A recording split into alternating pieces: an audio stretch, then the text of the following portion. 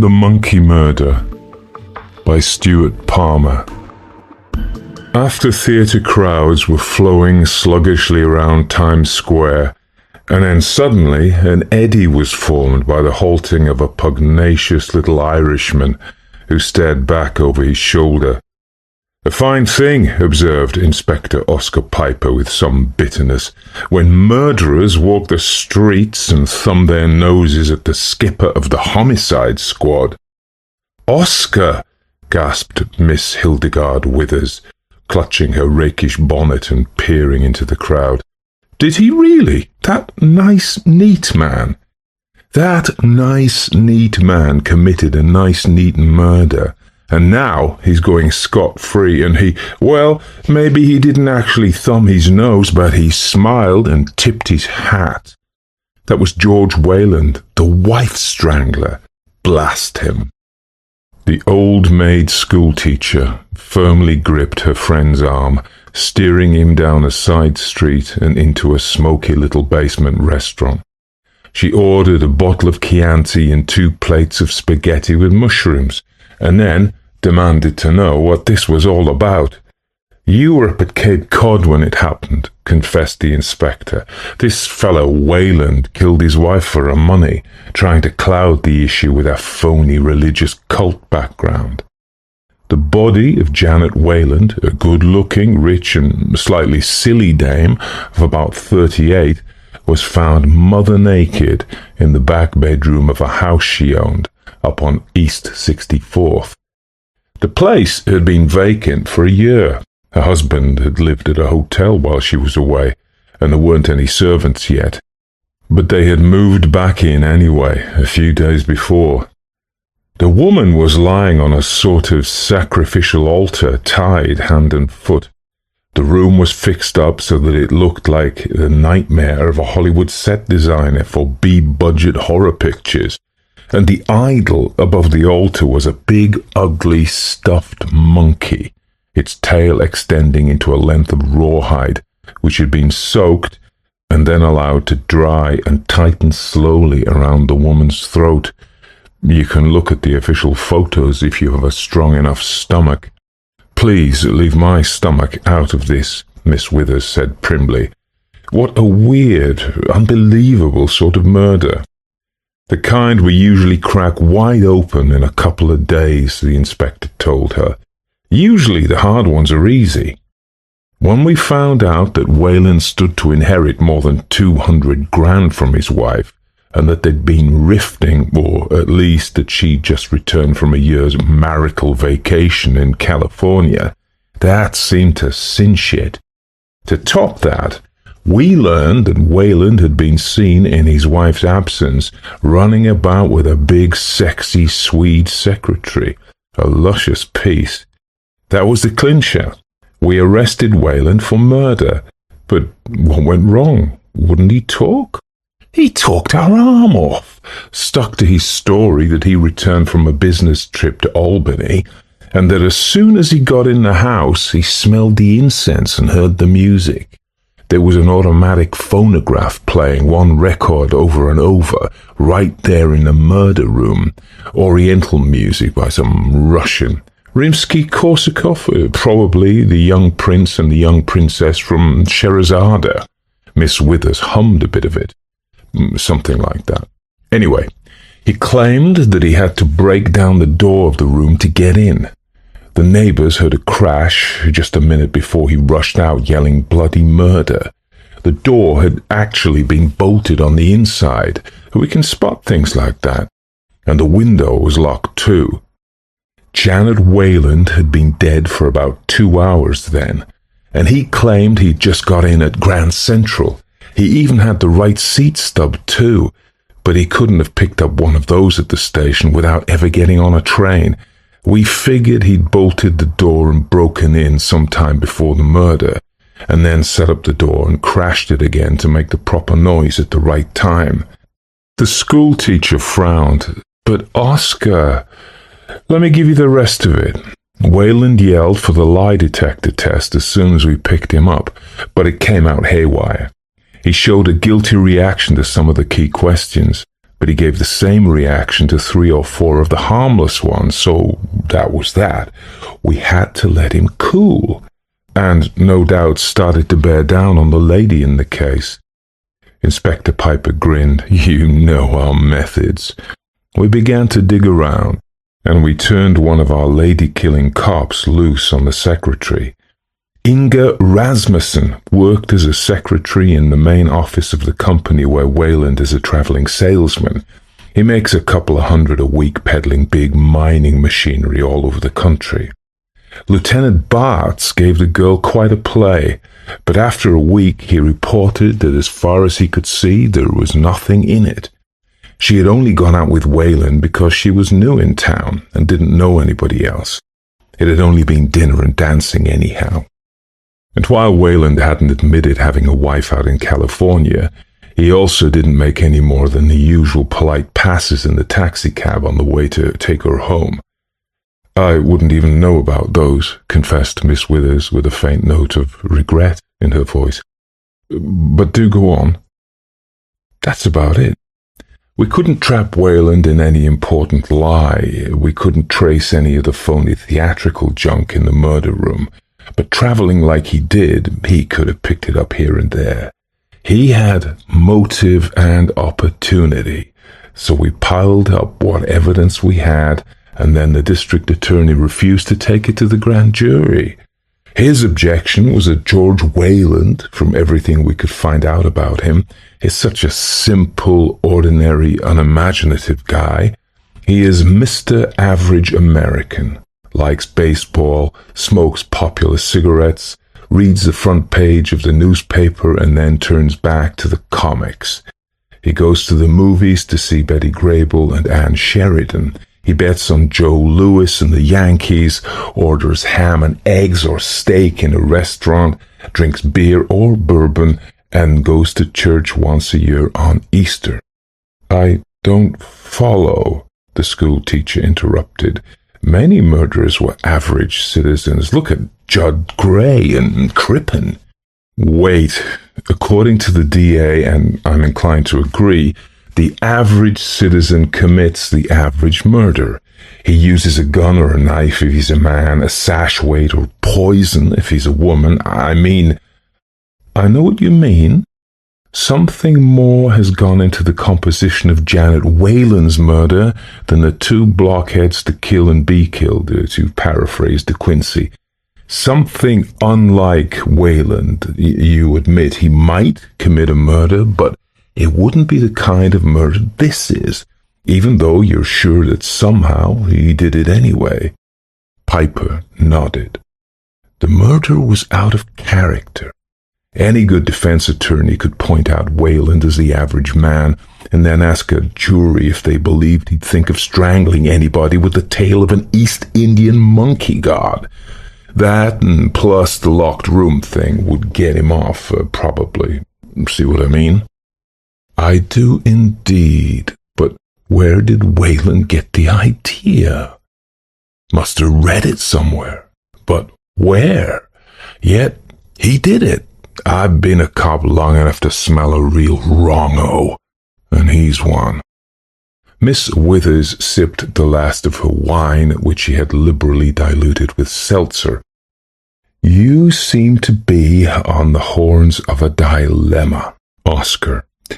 I'm not vain enough to think that I can perform any miracles at this late date, but I'd like to pay a call on the lady in the case, if you happen to have her address. The inspector picked up the check. Go ahead, he told her, but you'll find that angle was very thoroughly covered. The next day was Sunday, and shortly after noon, Miss Hildegarde Withers emerged from the subway at Sheridan Square, once the haunt of artists, writers, and madcaps, and nowadays trod by more prosaic, though no doubt better shod feet. The address was on Minetta Lane, which she located with some difficulty. She climbed to the top floor and leaned heavily upon the bell, with no results. Then she knocked. A female voice from within cried, "Just a minute," and then the door was opened by a tall, flushed girl in rumpled green silk lounging pajamas. "Yes," she said in a pleasant but somewhat flat Middle Western accent. "What is it?" "Miss Rasmussen. My name is Withers, Hildegarde Withers. Inspector Piper down at headquarters suggested that I call on you for a little chat. Completely unofficial, of course. I hope it's not an inconvenient time." "Not at all. Come on in. You'll have to excuse the mess the place is in, but a girlfriend of mine was here for breakfast and I haven't straightened up yet. Sunday is my lazy day, you know."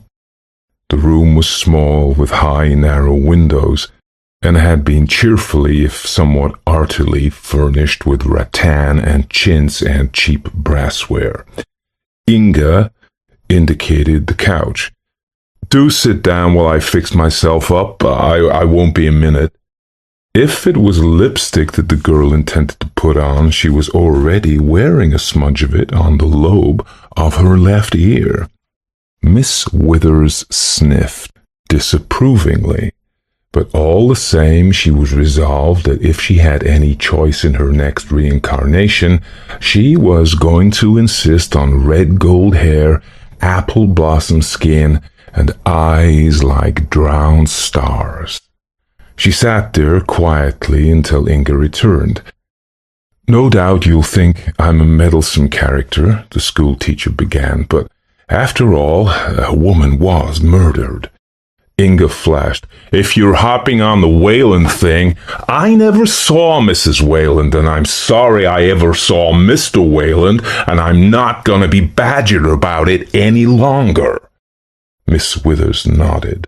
She looked at the twin wet rings on the glass top of the coffee table, then poked at the edge of the divan cushion where had been spilled some 35 cents in change, a small jackknife, and a silver cigarette lighter. Then she sniffed the air judicially. "Your girlfriend smokes a pipe, doesn't she?" Inga didn't answer, but her eyes flashed a brighter green. "Why don't you ask him to come out of the bedroom?" the schoolteacher continued quietly. "The three of us can have a nice heart-to-heart talk." "Okay," blazed the girl. She crossed the room with a stride like an Amazon's and flung open the bedroom door. A man was standing there, a little foolishly, but Miss Withers saw with a start of surprise that it was not George Wayland. It was a young, very handsome police officer, in his shirt sleeves.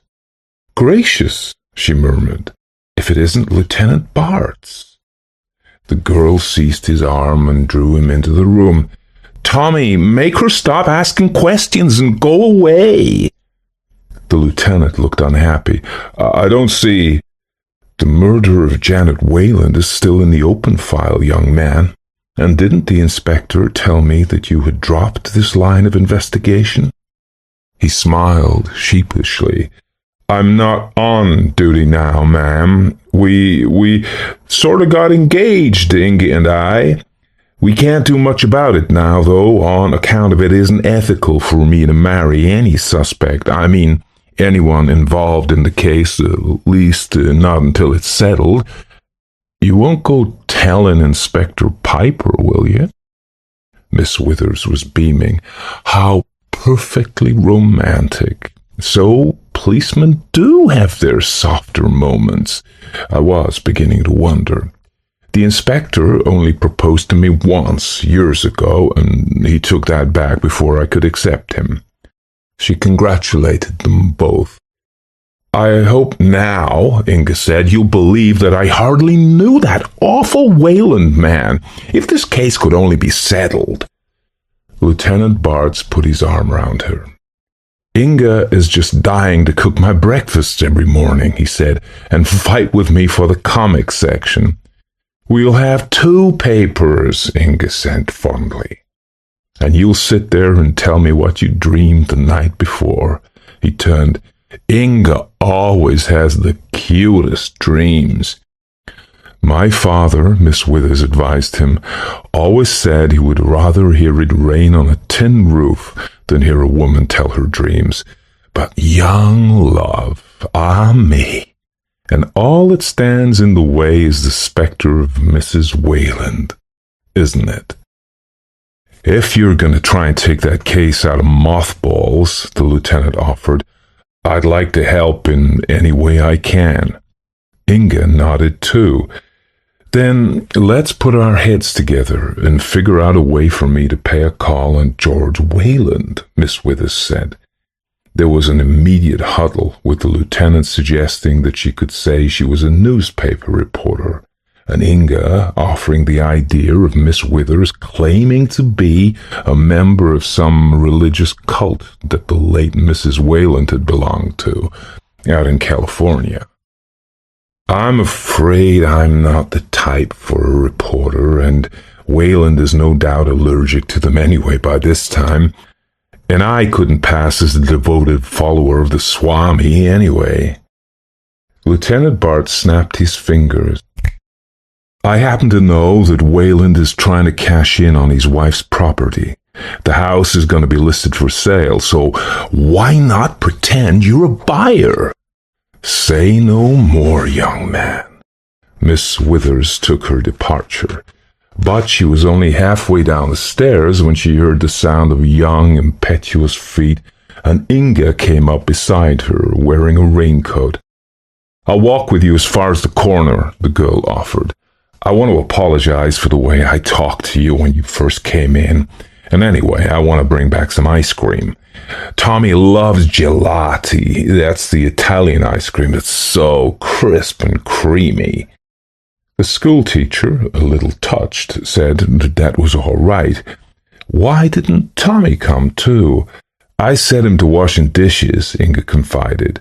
You've got to get a man trained early the right way, I always say. They walked on and said another goodbye outside the little Neapolitan confectionery on the corner of the square. Be happy, my child, said Miss Withers. You've had a very narrow escape. Inga nodded slowly. But I still can't believe Mr. Wayland did it. He was such a gentleman, and he wasn't a type. Miss Withers rode on uptown, then took the shuttle to Fifth and climbed aboard a northbound bus. She got off at 64th and walked east, wondering just what type George Wayland really was and how he would receive her. The whole thing, as it turned out, was ridiculously easy. Almost too easy, in fact. Wayland himself answered the door when she rang the bell of the neat 4-story brownstone, and seemed to have no reluctance whatever about showing the house to a prospective buyer with a very weak story. His smile was easy and warming. Miss Withers guessed that he was around 35, a little on the plump side, but well tanned and dressed with extreme neatness. He might easily have been the man behind the railing in her bank, the vestryman at the church, or the one who helped her with her bundles on a Pullman. Wayland talked a good deal, and a little fast, but that might or might not be a sign of nervousness. "Here's the living room," he was saying. "The furniture's for sale, too, if you're interested." Miss Withers was emphatically not interested in Italian Renaissance with all its dust-catching heavy carvings, but she nodded pleasantly. The downstairs rooms all seemed furnished with more money than taste, the pictures being reproductions of such traditional works of art as The Blue Boy, Age of Innocence, and The Horse Fair. There were few books, and these were sets of Victorian novelists in very good bindings. On the second floor he displayed 2 front bedrooms. One, obviously his own, for there was an expensive leather toilet kit on the chest of drawers, silver brushes and numerous bottles of cologne and shaving lotion nearby, and a heavy silk dressing gown on the bed. Wayland led the way toward the rear, where one doorway gaped wide, like a missing tooth. Wayland paused for a moment. "This door," he said, "is to be replaced." He made no sign of entering, but Miss Withers sailed blithely past him. The room, however, showed no clues. It was completely bare, stripped down to the baseboards. The one window, opening above the sloping roof of the kitchen, had a heavy iron grille built into the original stone. Nothing larger than a cat could have entered or left that way. Miss Withers thought that she had never seen a less productive scene of the crime. She followed Wayland to the third floor, where there was nothing much of interest, and then back down again. "Now, we'll have a look at the cellar," the man said, and he opened a little door which led out of the butler's pantry. The air which rose from the cellar's depths was dank and musty and cold, yet with a trace of perfume. For the first time, Miss Hildegarde Withers felt an unpleasant chill of apprehension. Upstairs was one thing, but going down into the semi-darkness of a basement with a man supposed to have killed one woman in his house already. Her agile mind devised all sorts of excuses.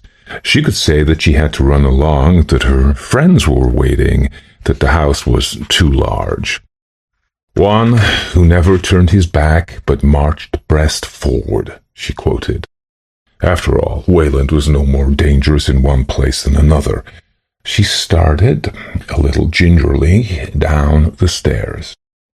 Down below there was a great pile of paper cartons, some neatly tied with string and some open and overflowing. Miss Withers saw women's dresses, shoes, underwear, and all the rest of it. A pitiful exhibit. "I've asked the Goodwill people to pick that stuff up," Wayland was saying. "Just some old clothes that I have no use for now." Miss Withers followed him obediently onward, gathering from her quick glimpse of the debris that the late Mrs. Wayland had been addicted to very high heels and to the scent of gardenia. She had also, from the look of her girdles, been very fat around the middle. Wayland was at this moment delivering a lecture about construction and termites and water heaters, but the schoolteacher only nodded from time to time. She peered into the shadows underneath the stair, noticing a rough shelf on which had been neatly arranged a row of old magazines, dating, she noted, as far back as 1934. Most of them seemed to deal with women's fashions, a few with travel, and there was a long row of pulps in the adventure and outdoor category. Wayland saw what had caught her eyes and came back to lift one of the periodicals from the rack, blow the dust from it, and shake his head. "I was always going to reread some of these, but I guess there's nothing deader than old magazines." Miss Withers was forcibly reminded of something much deader when her eyes fell upon the ruins of a panelled door which had been thrown into a corner. It certainly had been most thoroughly smashed, and the marks where the bolt had torn away were clearly visible. Behind this door, Janet Wayland had been murdered. "There's one thing I may as well tell you," Wayland said. "It may queer the sale of the house. My wife died here. In fact, she was murdered." "Yes, I know," said Miss Withers, backing away a little. "Oh, then you did read the papers." She nodded, "But I'm not at all fidgety about such things. I imagine that if most old houses could talk, they'd have a tale of violence and tragedy to tell." He nodded agreeably. "I never want to see the place again, of course. I'm anxious to sell it and to use the money in trying to trace down the murderer of my wife. The police are helpless, but I intend to try the big private agencies." He shook his head. "But of course that wouldn't interest you, except that I'm in a position to accept any halfway reasonable offer for the house." They went on back past the magazines, past the pitiful heap of the dead woman's clothing, and up the steep stair. "Well," said George Wayland, "that's the works. You've seen everything. What do you think about it?" His eyes met hers directly, but they were wary, amused, and almost teasing. The schoolteacher suddenly realized what he was thinking. He hadn't for a moment been fooled about her being a possible purchaser. In some odd way, perhaps almost in spite of himself, he was letting her know that he had murdered his wife, and that he was getting away with it, and that he dared her to say or do anything. "Think it over," Wayland continued. "You don't have to make up your mind today." He laughed, and his laughter to Miss Withers seemed as hard and brittle as the breaking of wood or the crackle of thorns under a pot. Somehow she managed to keep from screaming, to hold herself from bursting into a panicky flight until he had opened the front door for her once more. "Thank you for coming," said George Wayland, "and do remember me to your friendly inspector." The door closed, and Miss Withers scuttled down the street, her feathers ruffled, for all the world like a scandalized hen. "Laugh in my face, will he? The nerve of him!" A moment or so later, she almost burst out laughing, realizing that her tone had almost exactly been that of the inspector last night when he complained that Wayland had thumbed his nose at him. But how had the man known who she was? He couldn't have remembered her from that chance encounter on the crowded street, unless he had eyes in the back of his head, or was in league with the devil. Of course, according to one way of thinking, all murderers were in league with the devil. The inspector dropped over later that night to find Miss Withers perched before her aquarium of tropical fish, so deeply immersed in that miniature world that she had to shake her head violently for a moment to get back to every day. It was a sure sign that she was in mental turmoil. She told him of her call on Inge Rasmussen, leaving out for the moment any mention of the lieutenant, and also told him of her later venture into the house on East 64th. "I see now what you mean about that man, Oscar," she admitted. "He killed her, and he's laughing." "He'll have something else to laugh about," the inspector informed her wearily as he sank into a chair. "The Dispatch, it seems, is going to nail my hide to the wall in its Sunday section next week. They've dug up a lot of stuff on the Wayland murder, and they've stolen or faked some photos of the room. Police powerless in weird love cult killing. You know the sort of thing. It embarrasses the mayor, and he blasted the commissioner, and the commish blasted me. It's a hot seat to be sitting in. If Wayland would make just one mistake." "He doesn't look like a man who makes mistakes," Miss Withers said. "If only we could make one for him." She provided the unhappy policeman with coffee and donuts, and insisted upon his smoking one of his fat green-brown perfectos, usually verboten in her vicinity. "Cheer up, Oscar. In a week anything can happen." "Sure, I can break my leg," he said dismally. "I might have an idea," she continued hopefully. "I do believe I feel one coming on." "Heaven save us from any more of your ideas," Piper said ungallantly. "I've got headaches enough as it is." All the same, when the days of the week slipped by without any word from the lady who usually referred to herself as self-appointed gadfly to the police department, the inspector began to get restive. He had postponed warning the powers upstairs about the forthcoming newspaper article, hoping against hope that something would happen. On Friday, he called the press room downstairs, located the reporter who had tipped him off, and demanded to know what was the latest moment at which the article could be jerked. "It's put to bed at 5 o'clock tonight," he was told. "Thanks," said the inspector grimly, and then put in a call for Miss Withers. "Just wondered how you are, and what's new," he opened. "Oh, Oscar, one of my guppies is having young, or what do you call baby fish?" "Puppies," cried Inspector Oscar Piper a little hysterically. "Guppies, puppies, of all No need to shout. By the way, I've been giving some thought to that other matter. Something you said the other night gave me an idea.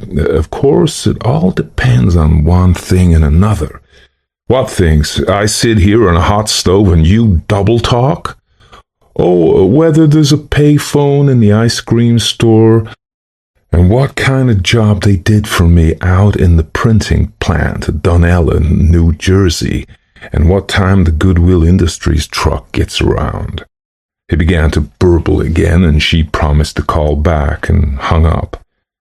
A few moments later, Miss Withers' phone rang again. This time it was Lieutenant Bart's. "Just wondered if you were getting anywhere with your sleuthing," he said cheerily. "Anything I can do to help? I'm worried." "I'm sure you both are," Miss Withers said cryptically.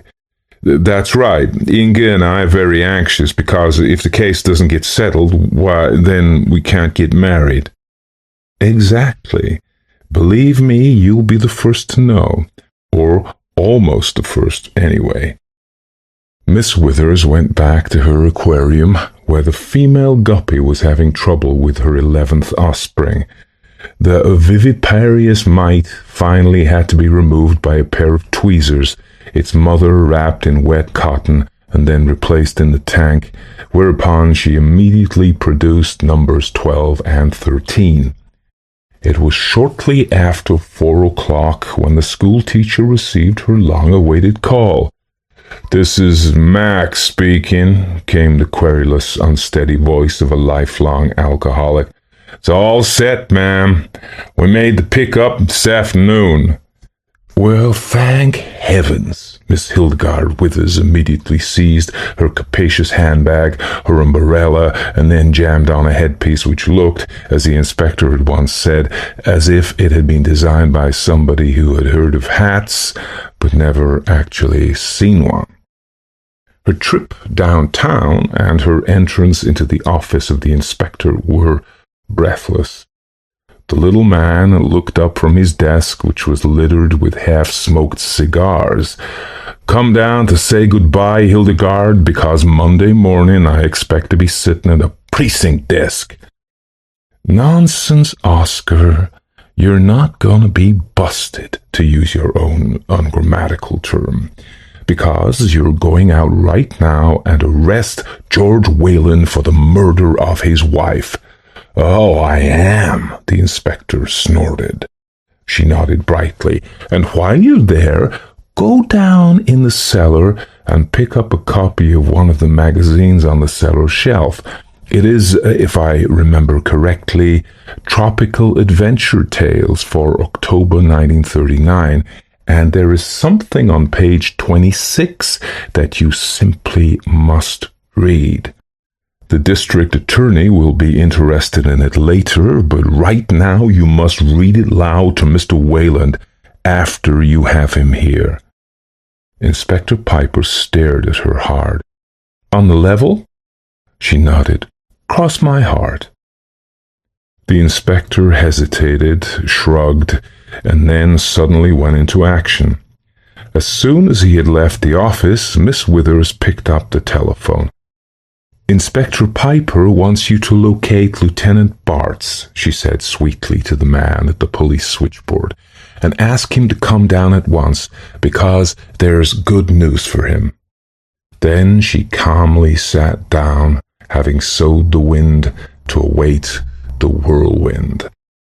The hands of the clock were at 4:45 when the cavalcade arrived. First the inspector, then George Wayland, fuming and spluttering between two uniformed patrolmen, and finally a pair of plainclothes detectives, one of whom bore a copy of a battered pulp magazine with a lurid cover. Wayland saw Miss Withers and bowed. "Now I begin to see," he began bitterly. "Not yet, but you will," the inspector promised. "Sit down, Mr. Wayland, and I'll read you a bedtime story." out of a magazine which 4 witnesses saw me take out of your cellar. Let's see, page 26. Here it is. Piper cleared his throat. I peered through a tangle of vines past Ali, my trusty gun-bearer. Wayland yawned. What is this, Inspector? Isn't this cruel and inhuman treatment or something? Past Ali, my trusty gun-bearer, continued Piper determinedly. And there, by the flickering light of the jungle fires, I saw the witchmen dancing their ceremonial dance of death. Their bodies were painted in hideous, grotesque colors, and as they chanted and raised their arms to the vast, looming statue of Hanuman, the monkey god, Miss Withers noticed that Wayland had stopped yawning. In the background, Lieutenant Bartz, with Inga clinging to his arm, came into the room and stopped stock still near the door.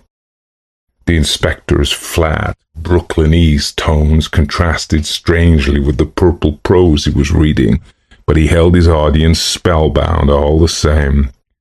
Then I gave a shuddering gasp of horror, for I could see Karen, her ivy-white, almost nude body stretched out on the sack, the sacrificial block, so that she could move neither hand nor foot.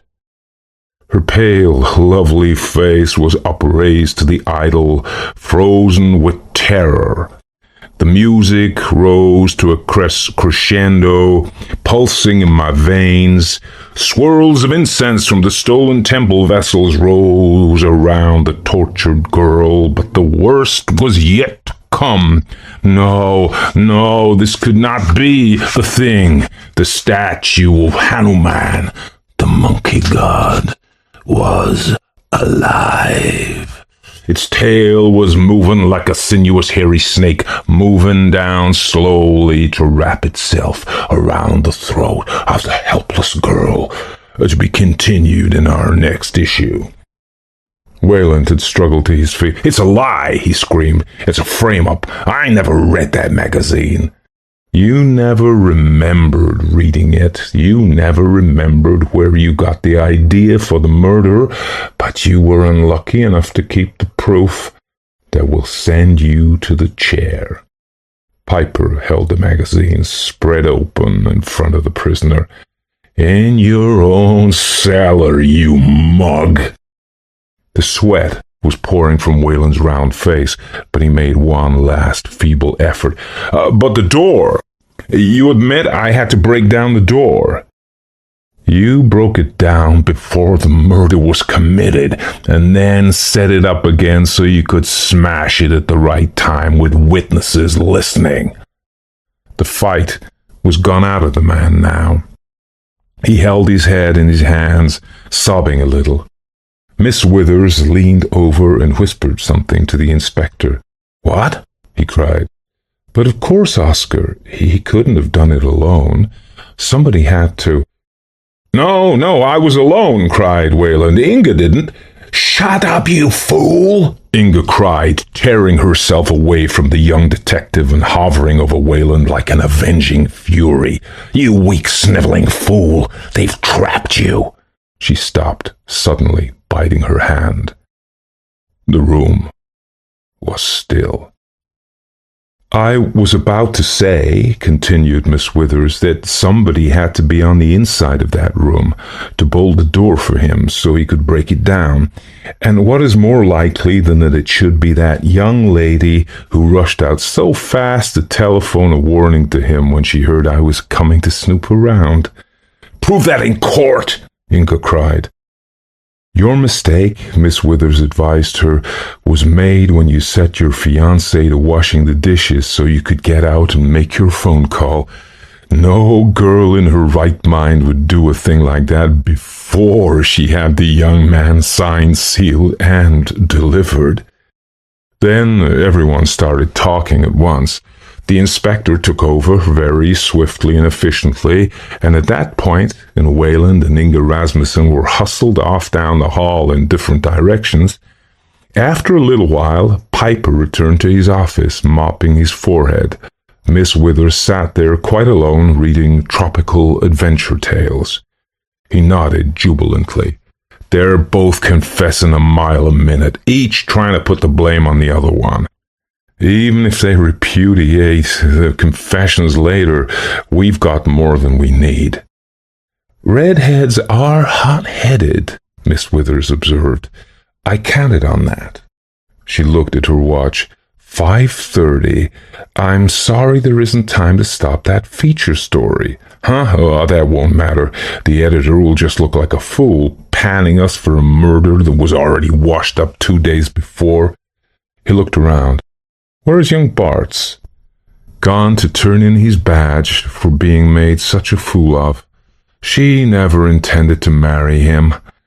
But it was a wonderful cover-up for her while Wayland cashed in on their loot. And she had a direct pipeline for information on what the police were doing on the case. Piper grinned. I'll let him sweat for a day or two, and then reprimand him and forget it. I think I'll call the boys in the press room and give them the story. You'll get credit, too. That was darn smart of you, memorizing the magazines in the cellar and then getting back copies and reading through all of them to uncover the inspiration for the murder. He looked up. Hey, where are you going? I was just getting near the exit, Miss Withers said softly, so I can make a run for it, after I confess that the magazine was a fake. Oscar, I wrote that story myself and paid to have it set in type and bound into a copy of an old pulp magazine similar to the ones in Wayland's cellar. I thought he wouldn't remember for sure, and you said if we could only prove where he got the idea. Go on, commanded the inspector grimly. So I knew the Goodwill people were going to pick up some stuff in Wayland's cellar, and I got in touch with a reformed bum who works for them. I used to give him dimes now and then, and he planted the magazine this afternoon. Great Judas Priest, whispered the inspector. So we'll never know where Wayland actually did get the idea, but I happen to know that Inga likes to tell her dreams at the breakfast table.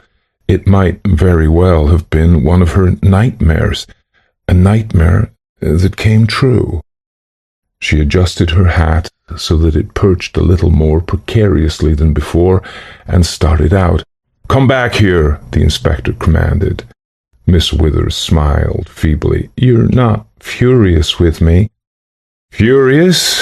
The inspector was sheepish. I feel like eating crow. She beamed at him. Make it chicken, and I'll rush home and put on the dotted Swiss and join you. Shall we say fourchettes at 8?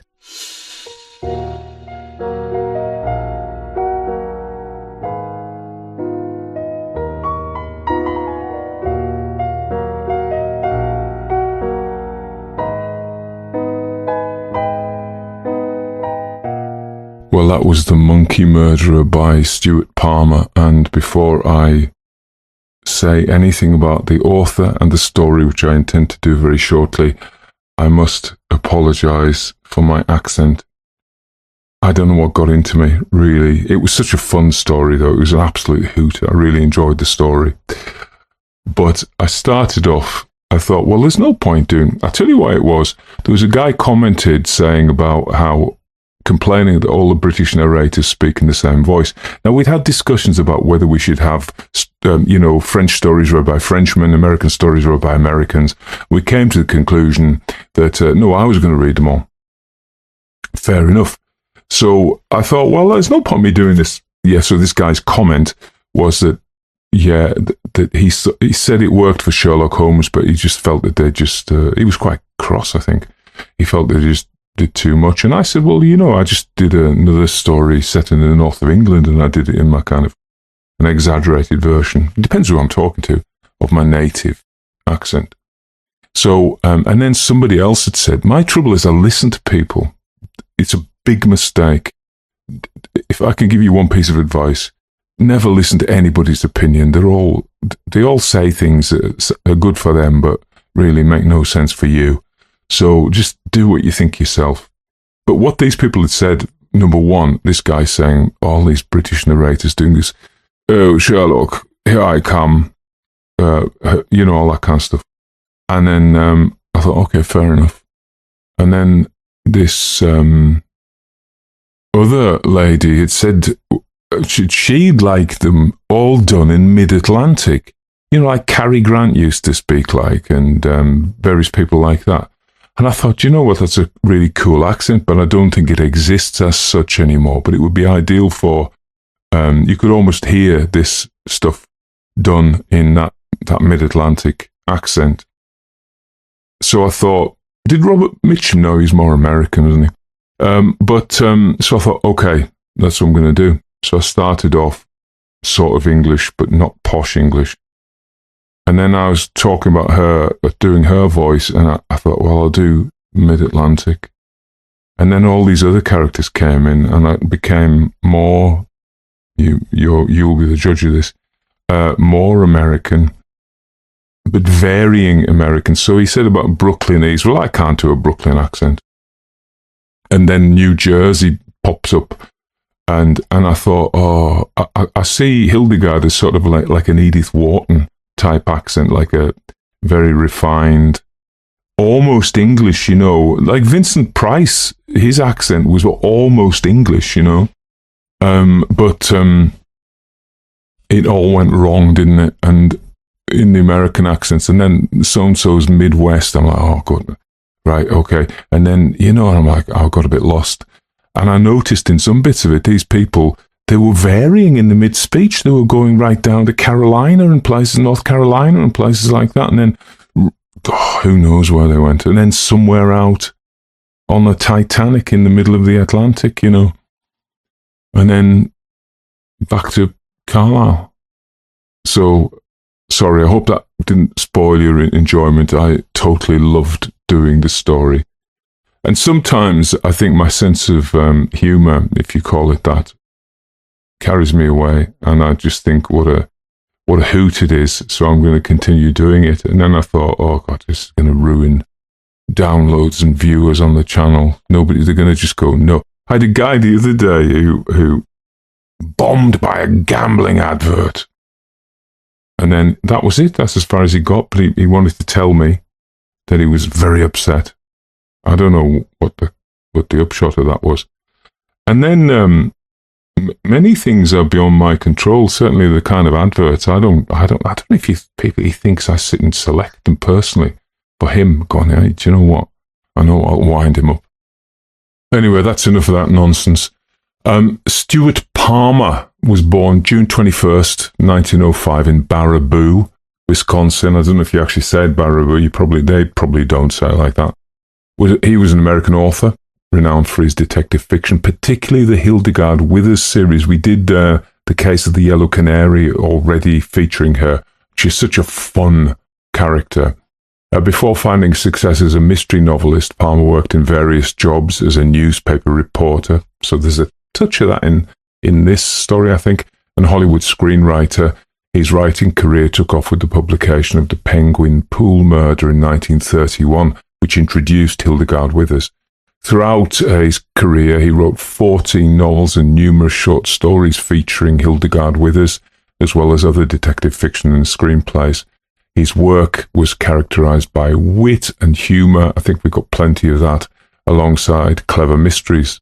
Unfortunately, Palmer was a heavy cigar smoker, a habit that would ultimately contribute to his demise. He developed cancer of the larynx, which led to his death on February the 4th, 1968 in Pomona, California. Despite his untimely passing, he's a very well-known author, and perhaps even Hildegarde Withers has eclipsed him in fame, in that people know who she is, but some people may not know who he was. So he is his most famous creation, a sharp-witted spinster, as they say. Horrible word, really, isn't it? School teacher who moonlights as an amateur detective. I love the Golden Age detectives. They're how the police just allow these random strangers in off the streets to do a bit of detection and make fools of them, usually. She's described as a tall, angular woman in her 30s or 40s. I suppose she got older as he wrote about her, often wearing a distinctive hat adorned with fruit or flowers. Her no-nonsense demeanour and acerbic wit are hallmarks of her character. I think she's understated her wit, actually. I think it's a very dry humour, and she's very clever, clearly. Her keen observational skills and logical mind make her an efficient amateur sleuth. We didn't see that in this story. We saw basically what was a fit-up, which would be thrown out of court today, but she was often at odds with the official police force, particularly Inspector Oscar Piper, with whom she has a contentious yet respectful relationship. There was some hint that he'd proposed to her at one point and she might have accepted, but he withdrew the proposal. So that's it's a little duo, isn't it? And remember, these detectives, they have to have a sidekick to bounce ideas off, otherwise it's just going to be internal monologue. So they've got to discuss the things, these two characters, or else how else are we going to get the plot progression? We just have the detective mumbling to themselves in a corner. Not going to work. So we have sidekicks, usually is the foil, usually is and it's the classic one, isn't it, Holmes and Watson, but there's Morse and Lewis and any number. Randall and Hopkirk, deceased. That was a good one. Anyway, so Hildegarde Withers stands out because it says in a male-dominated genre, especially in the 1930s and 40s, she represented a departure from the typical hard-boiled male detective. I think that's true if you see her within the context of hard-boiled, but really she's a golden age detective like Miss Marple, isn't she? She is that. So there we are. Let's talk about the story. The Monkey Murder is a short story. Yes, it is. It was published in the anthology The Golden Age of Detective Stories. That's where I got it. I read it from that book. This collection showcases by Otto Penzler, who was a big detective story dude, mystery stories from the Golden Age of detective fiction, which was from the 1920s and 30s. The story incorporates elements of the locked room mystery, a subgenre of detective fiction where a crime, usually murder, is committed under seemingly impossible circumstances. Janet Wayland is found dead in a locked room with a bizarre detail of being tied up with the tail of a monkey statue. Fair enough. I don't find that too outlandish. This setup is a classic example of the locked room puzzle.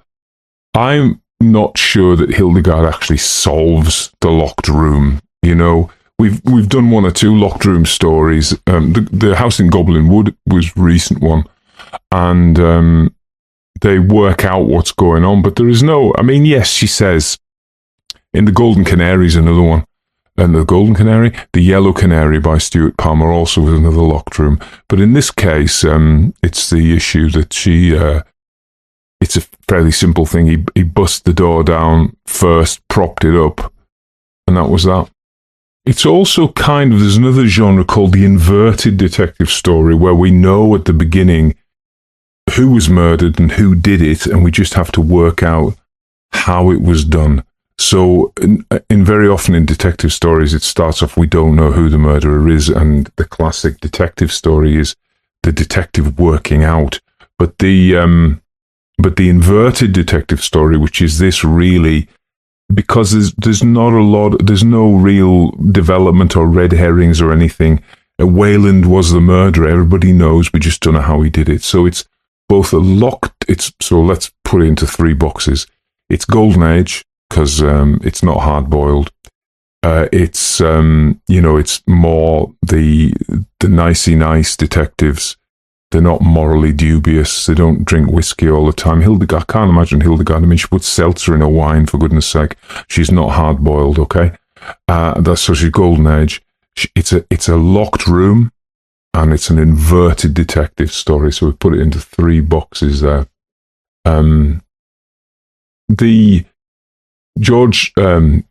Truby in his book The Anatomy of Genres talks about the detective genre, and while the classic detective also faces extreme violence, we are rarely afraid of their life. So if the detective is in extreme danger, it becomes a thriller. There you go. That's it. So is that all I've got to say? There's such a lot to say about detective stories, but there's so little time. And anyway, I'm off on holiday tomorrow, so I'm rushing to get this finished. Again, I apologize about the accent.